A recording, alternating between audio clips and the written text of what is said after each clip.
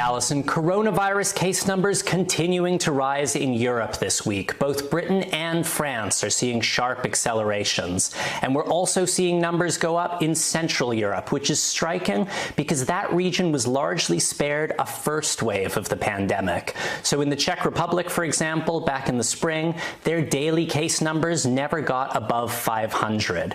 Unfortunately, now they're seeing daily numbers above 1,500.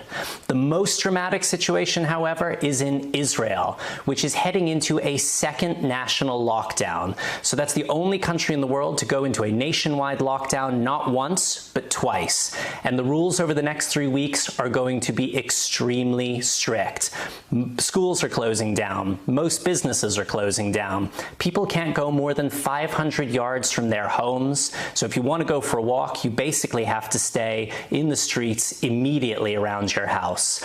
To give you a sense of the numbers over there, when you adjust for population, the daily new cases rate in Israel is about 4 times worse than the United States. So that is one of the most drastic situations anywhere in the world right now. There is a lot of public anger towards Prime Minister Benjamin Netanyahu about what's going on, and that boiled over when the Prime Minister announced this week he was actually leaving the country to fly to Washington to sign this peace deal with the United Arab Emirates at the White House this week. Israeli protesters actually blocked the road to the airport to try to stop him leaving. And their message was, you shouldn't be going abroad right now, you should be staying at home and trying to fix the situation right here.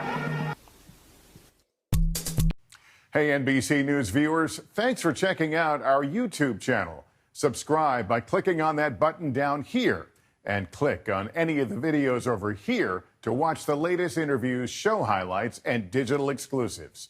Thanks for watching.